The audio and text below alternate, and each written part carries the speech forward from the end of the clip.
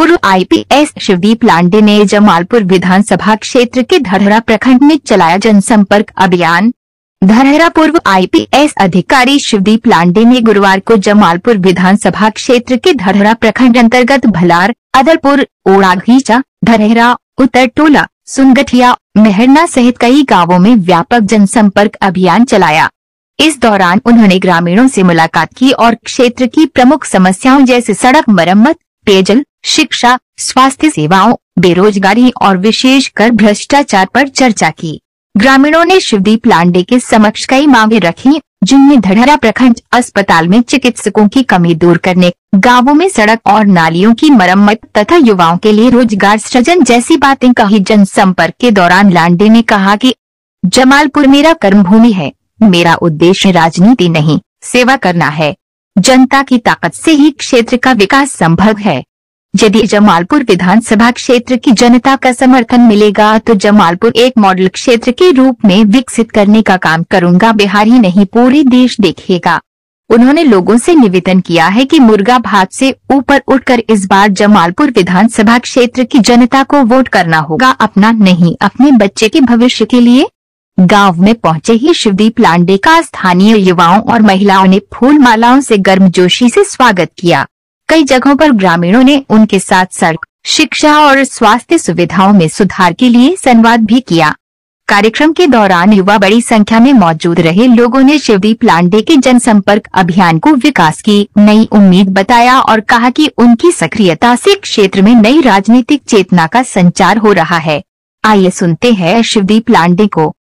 जिंदाबाद जिंदाबाद सिलेंडर छाप जिंदाबाद जिंदाबाद जिंदाबाद सिलेंडर छाप जिंदाबाद जिंदाबाद जिंदाबाद। बताइए कि जमालपुर विधानसभा में चुनावी मैदान में है, क्या लक्ष्य है आपका और क्या अभी तक पा रहे हैं चुनावी मैदान में प्रतिस्पर्धा अपने आप? ये बदलाव के मूड है लोगों का और शिवदीप लांडे के पीछे विशेषकर मैं देख रहा हूँ युवाओं का काफी मात्रा में काफिला चल रहा है और जात पात और मुर्गा भात की बात नहीं हो रही है। युवाओं में जो बात हो रही है वो रोजगार की हो रही है, यहाँ पे इंडस्ट्री की बात हो रही है, शिक्षा की बात हो रही है। काफी अच्छा एक बदलाव है और मुझे लगता है कि जिस तरह से युवा मेरे साथ घूम रहे हैं, आप सभी देख रहे हैं, सारे युवा है।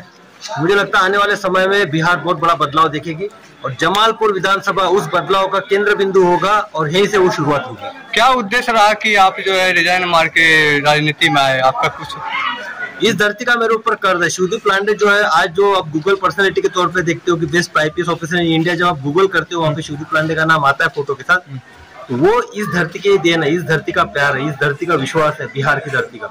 और जो बिहार की अभी पीड़ा है 78 साल में, अभी कुछ भी नहीं हुआ जिस तरह से बाकी राज्यों में हुआ है, वो पीड़ा मुझे अंदर से झकोड़ कर रखती थी। तो मुझे लगा कि नहीं, अगर मैं खुद के लिए जीऊंगा तो मैं यहाँ पे नमक हरामी करूंगा, मैं यहाँ पे एहसान फरामोशी करूंगा। मुझे लगा कि नहीं है, इसका कर्ज है मेरे ऊपर, अगर इसको कर्ज को उतारना है तो यहाँ पे युवाओं की पीढ़ी बनानी पड़ेगी। इसलिए मैंने अपने पद से इस्तीफा दिया, आईजी पद से, और लोगों के बीच आया और युवाओं की पीढ़ी एक बनाने निकला।